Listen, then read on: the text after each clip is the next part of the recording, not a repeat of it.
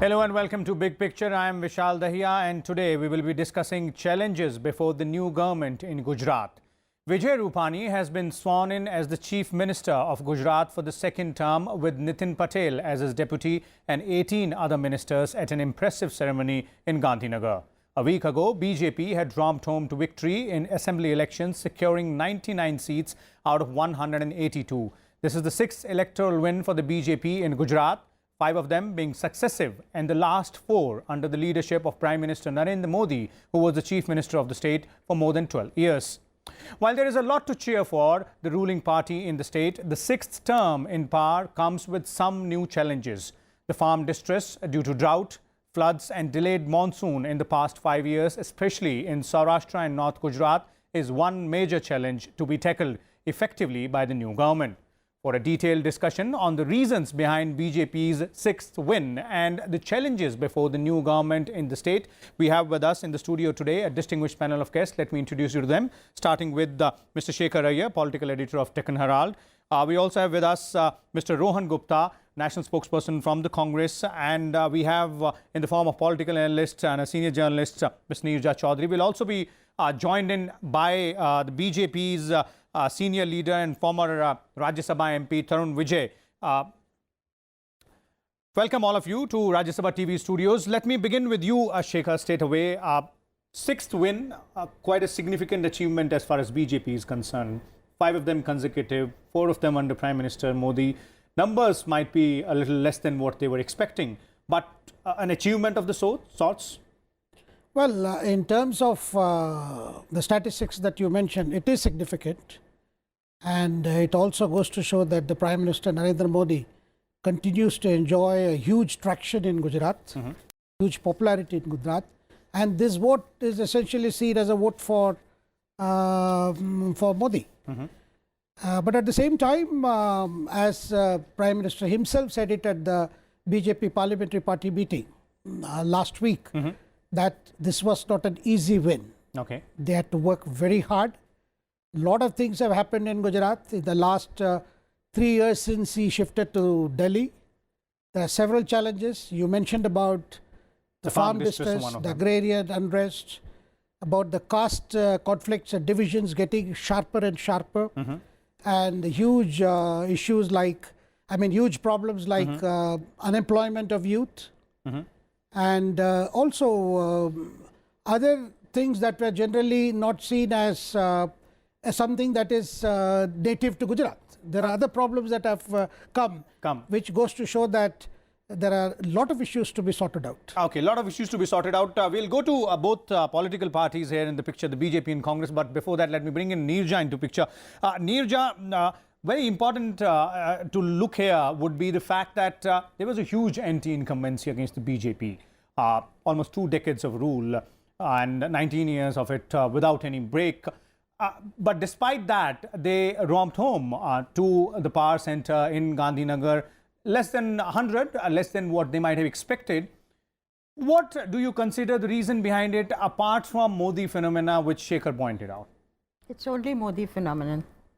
Because I went twice to the state, and there was a widespread desire for change. Whether it's the dominant Patidar community that has ensured the success of BJP in successive elections in the past, turning restless, even angry. And this was, with Hardik Patel emerging as a new icon, whether it is also sections of the OBC. The farming community in Saurashtra also very unhappy with the minimum support prices slumping. Dalits angry in parts. So given that, it is only Narendra Modi stemming this desire, sentiment for change. He stood there and pushed back this. Okay. So it's only Modi. I agree with Shekhar. People would say we have no parishani with Narendra Modi, but we are unhappy with the BJP. We are unhappy with the BJP government. So I think it's only one factor that was responsible for. Okay, let's listen in from the BJP's senior leader, Mr. Tarun Vijay himself. Mr. Vijay, a concerted view which has come across is that BJP's win in Gujarat is mostly due to Modi phenomena. Apart from that, your party had been in power for almost 2 decades there, and there was a Gujarat model which was being talked about in 2012 as well, in 2014 as well, and the entire claim of development. So has it been only Modi phenomena for your party? Has it been the one-man show which has done the trick for BJP in Gujarat for the 6th consecutive term? I must say that Modi ji changed the color and the climate in Gujarat. But when you say only Modi, it doesn't mean that just the personality. Modi had been their chief minister for 4 consecutive terms, and he represented the development, he represented the warmth which he shares with the common people wherever he went. He got a rousing welcome, especially among the youngsters. And in GDP, Gujarat is ranking up, Gujarat is 11%, in industrial growth is ranking 4th. So all these factors did matter. People knew that with Modi's presence, Gujarat is developing, has developed and will develop. That was the only mantra, in spite of the fact that the entire opposition was trying to make some sort of a coalition, create some wall against Modi's march ahead. But they all failed because they could not rise above the caste lines. They could not rise about making personal and very, very ugly, nauseatingly a low level of language they were using.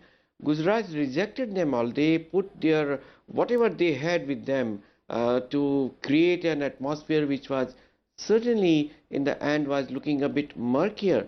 But Mr. Modi and Mr. Amit Shah, they traveled a lot, and it was something amazing and an incredible electoral campaign ever, because nobody could match the energy with which Mr. Modi and Mr. Amit Shah were traveling all over Gujarat. 33 public meetings in all, and in every single corner, from farmers to tribals to Dalits to Saurashtra and other So basically areas. what you're pointing out, Mr. Vijay, is the fact that the developmental mantra is something which saw your party through, apart from the Modi magic or the Modi phenomena, which everybody has been talking about for quite some time. Let me bring in your political opponents in the state, the Congress, Mr. Rohan Gupta from the Congress here, the national spokesperson and a person from the state of Gujarat only. Rohan, do you agree with the fact that the developmental mantra was going hand in hand with the Modi phenomena? One, two, a short one to that and a longer one to the second one, that is, who better than your party to point out now that what is ahead for the new government in the state to be done? See, first of all, the so-called Modi magic or development mantra, they wouldn't have been reduced to 2 figures from 3 numbers, right? This is the 6th government of BJP, and this is the weakest BJP government. They put Mr. Vijay Rupani as CM 1.5 years back. Since then, there is no major achievement, and they had to fight this election again in name of PM. Imagine a prime minister campaigning in a state, roaming around from this pillar to that post, just showing people of Gujarat, I am Gujarat, please vote for me. That's really not good for democracy, because if you are prime minister and you have been CM of the particular state, your work should have spoken. You need not raise issues like Pakistan or Manmohan Singh. The way the speeches have happened, nobody has liked it. But as a Gujarati, since he is Gujarati, what my feeling is, it is a last chance given because of his emotional, whatever thing happened in last week. It's a last chance. So BJP must take this win with a pinch of salt. Okay, there are, definitely both parties will have their own specific views, but political rhetoric apart, the second question, which is the most important question. I'll come to you, Vijay, but let me have one more question to Mr. Gupta here. Political rhetoric apart, you've been the main opposition party, you fought an election, lost it. What are the 3 main areas which you believe the new government should work on now? Absolutely. See, if you see the rural and urban divide in Gujarat, out of 120 odd seats, Congress has 171 seats. And the urban area where our organization is obviously not that strong since last so many years, we have won only 6 to 7 seats. So basically, if you see rural Gujarat, there is definitely huge amount of unrest against BJP government. If you see Mr. Vijay Rupani, he has been weak CM. He has been there in power for last 1.5 years. But still they had to fight in name of Mr. Modi, number one. Number two, all the agitations, whether it is Dalit or Patidar or women's security or farmers all the sections of society or unemployment. He is not able to find out solution. Okay. So with the weaker government now, with number reducing it to 99, managing this government will be a big challenge. Let me finish. In the whole campaign, BJP has not answered any of the questions raised by Congress related to their manifesto promises. Okay. That's why they haven't released manifesto this time. So challenge to BJP would be, number one, you have now number which is reduced to 99. Okay. Number two, the promises you have made, people haven't forgotten that. So Mr. Vijay Rupani now, he cannot just get votes in name of Mr. Modi. He will have to perform and fulfill the aspirations. Okay, let's of see. Gujarati. Mr. Rupani has 5 more years and the same amount of time you have to go ahead and punch holes in the claims for the new government. Let me bring in Mr. Vijay again on the platform. Mr. Vijay, 2 points specifically which Congress is pointing out is the rural-urban divide, the distress, the farm distress, the agri distress. Do you also believe, does your party also believe that that is one major area of concern in the state of Gujarat and something which needs immediate attention? Everything that concerns with development in Gujarat is a major area for us. I agree with some of the points which Neerja has very meticulously explained. But it's hilarious to see how the Congress is refusing to look inwards. So a weak CM wins. A weak PM who is not answering any of the very serious questions raised by the Congress has won. And a weak government has won 6 times. But a very strong opposition and a very strong Congress has scored only the moral victory. Is that what he wants to say? It was from Delhi, it was the best scenario for any opposition party to win in Gujarat. Anti-incumbency, and there were several issues. There were certain issues which Neerja has also mentioned, but there was hardly any single Gujarati leader with the Congress. Okay. Modi ji is from Gujarat, so he had to very obviously, very naturally campaign in Gujarat, and he never said that I am Gujarat. He said, હું ગુજરાત છું, હું means I Vikas am છું. Gujarat. એટલે આ બધા જો ગુજરાતી માણસ હોય આ બોલે કે मैं तो ડેવલપમેન્ટ હું. આ ગુજરાતી માણસ માટે છે, આ ગુજરાતી ચીફ મિનિસ્ટર માટે નથી, આ ગુજરાતી વડાપ્રધાન માટે નથી. એવું નથી, તરુણ common Vijayji. man is saying ગુજરાતીમાં start કરી દઈએ. I am development. That was the mantra, my dear, that won the hearts of people. That was not. I would like so to. it is hilarious that even the Congress is refusing that. Sometimes they were going to Hardik Patel, sometimes they were going to Alpesh or Jitendra Melani. None of them could ever help Congress. Okay, And okay, what did Mr. they Vijay, score? let me bring This in was the 2 best senior chance journalists here from who their are here side. with me on the panel on these 2 specific issues. Shekhar, first with you. The rural-urban divide, which we had spoken earlier also during the entire election campaign. We had a word on this on the same platform. How the BJP has not performed that well in the rural areas, pointing to agri distress, farm distress. And second is obviously the agitations, be it the quota agitations or the caste agitations. So these are the 2 main issues. Yeah, but if you just go back to what Modi ji himself addressed these issues when he spoke at the BJP parliamentary committee, he specifically, what he said there was that, look, let us forget what has happened in the past. Let us get together as one Gujarati. That was a kind of olive branch, I would say, to the Patel community, to the Patidar agitators, and that was a kind of a signal. He was trying to send a healing touch. Now, as far as the rural areas, BJP is well aware that it lost about 14 seats, which was earlier it held in rural areas. Rural areas, yeah. Now, BJP being what it is today, I would expect the BJP to definitely get to the root of its current crisis, if one would like to call it, in terms of what it had and what it lost, and how it will try to regain. Because after all, you have the Lok Sabha elections in 2019. And the last election, they got all the 26 out of 26. Okay. And if by today's results, it would mean not more than 12, 13. Okay. So therefore, all these issues, whether it is Patidar issue or the issue of Dalits, or the problems of cotton farmers, or the groundnut or peanut farmers. So all these issues are something that they will have to look at some kind of a long-term solutions. And also the issue of unemployment. You see, Okay. that is something that has cut across the youth. Youth. That's where I was, planning to bring in Miss Neerja on this. Mr. Chowdhury, very interestingly, urban areas are where BJP seems to have, maintained its hold. So does that indicate the fact that the Gujarat model, which was being talked about, the development in the industry which was being talked about, that is something, an area which is taken care of as far as the new government is concerned? The challenges lie in the rural areas rather than in the urban areas. I think that's true. For the BJP, the challenge is in the rural areas. For the Congress, the challenge is in the urban center. Because the BJP did even better than last time in the urban centers. And I think we have to understand why.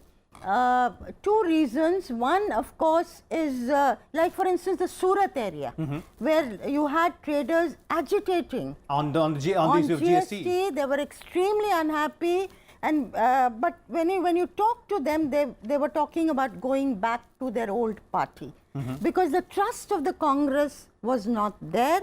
And despite their unhappiness, this was still familiar ground, and they'd been given assurances. Some amendments have been done, some will be brought through the budget, and so on.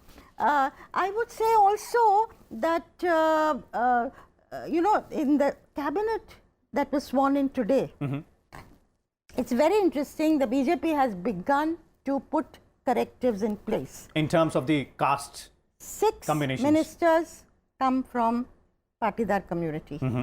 An equal matching number come from the OBCs. Both have been very critical. The Congress had made headway in both the communities. 3 of these OBCs come from the northern Alpesh Thakur belt. So 7 come from urban centers. Okay. And I suppose 13 come from the rural, because 20 was sworn in. So I think there's been a balancing out. They know what are the weak areas and where they need to make up. Okay. And given Narendra Modi and Amit Shah combination, they are not going to sit back on their haunches. Okay. They know 2019 is there, 15 months down the line. And you look at the lineup today at the swearing in also. You have the Prime Minister, the National President of the BJP, you have Chief Ministers of BJP states, Chief Minister of Ally, somebody like Nitish Kumar is there, who broke away from Modi, going to Gujarat at that dais. You had Shankar Singh Waghela and Keshubhai Patel. So basically trying to send a message across. You didn't have Shiv Sena. So that shows the break may be around the corner. You did not have Mehbooba Mufti. Okay, that's but a there is a message in terms of a preparation already for 2019 So underway. that's a larger picture which we are looking at, Neerja, and you clearly pointed out, political moves by the BJP has begun. Rohan, for you, I have a different question, and something akin to what Ms. Chowdhury pointed out on the issue of urban centers. GST was made a big poll move, a big poll issue by your party. It was considered to be a bold economic reform measure which was being taken by the Prime Minister. And the Prime Minister even went to the extent saying that I'm ready to go ahead and, take whatever political cost it has for me. Despite that, was it that your party could not cash on the emotions, or was it exactly the other way around, which Neerja was pointing out, that there was no trust? See, if you see 2014 results in Gujarat, BJP got 60% vote and Congress got, I think, around 34% vote. Just 3.5 years. Mr. Tarun Vijay was saying that he is son of soil and all these things. He has forgotten Gujarat completely in last 3.5 years. In 3 years, he visited Gujarat only 3 times. And in last 1 year, he visited Gujarat more than 20 times. So obviously, there was a sense of, feeling in Gujarati that we have not been given justice by Mr. Modi, whom we gave 26 seats. So that 60% is now reduced to 49%. There is 11% reduction in BJP vote share.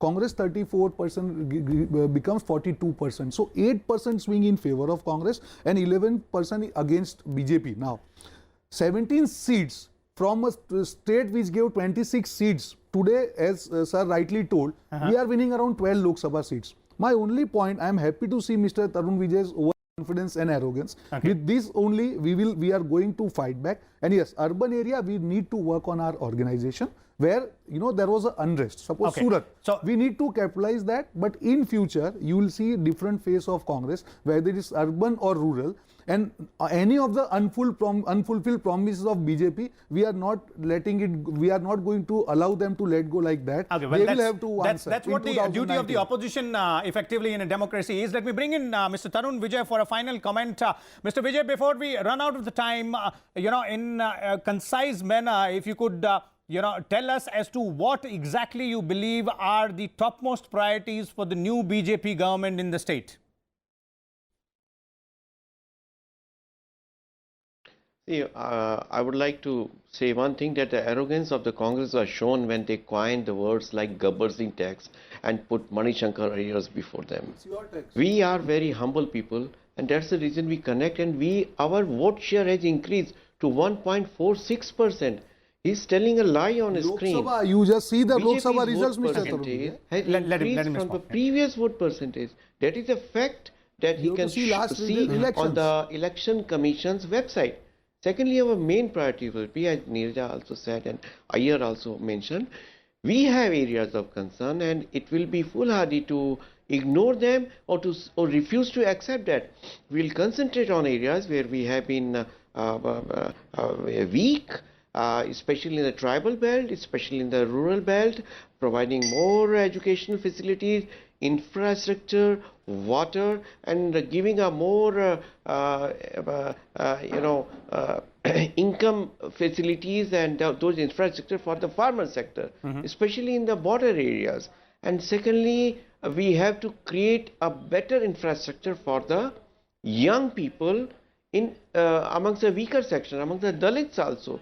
These are all the priority areas, and given the dynamism of Party President Amit Shah ji and Prime Minister Modi under the leadership of Vijay Rupani, things will be corrected. Okay, There so are clearly areas, what and we will Mr. Tarun correct them Vijay is very pointing soon. out. Mr. The Vijay, we are running basic short of time. Let's have a focus final, mantra remains. concluding comment from Mr. Iyer as well. Mr. Iyer, how do you see the next 5 years unfolding for the BJP in the state? Not politically, obviously, as Neerja pointed out, some nice political moves have already been made by the party in that cabinet composition. But on social sectors, on issues like agri, issues like farm distress.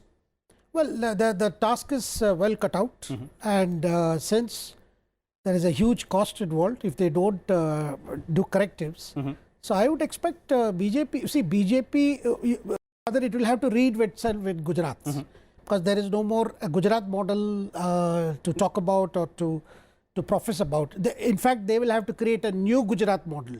A new Gujarat model is necessary. That will be the Gujarat model 2.0. Okay. And you will also have BJP 3.0, because post Modi, the Gujarat has to, particularly the BJP has to come with new leadership. Now that goes for the Congress. You see, just as BJP had to depend on the Prime Minister, the Congress, if you look at the Congress results, okay, they got number of seats, but in terms, all the top leaders lost the elections. And Congress organization as such in Gujarat, from whatever I understand, has to be rebuilt again. So it was more of a Modi versus Rahul fight. They have got the seats, but Congress also has a huge challenge, because with this kind of thing, they have to keep it going for the next elections. Okay. So clearly, it looks like, as our panelists are also pointing out, that there is a lot to cheer about for the BJP, about this new government being formed in the state for the 6th term. But then there are challenges ahead. There are hurdles around the corner, which the party's strategists will have to tackle. They have started making those political moves, but some more smart thinking would be required on behalf of the ruling party to go ahead and ensure that they fill the gaps in these 5 years. We'll come back again with a different topic and different set of guests. Till then, keep watching Rajya Sabha Television.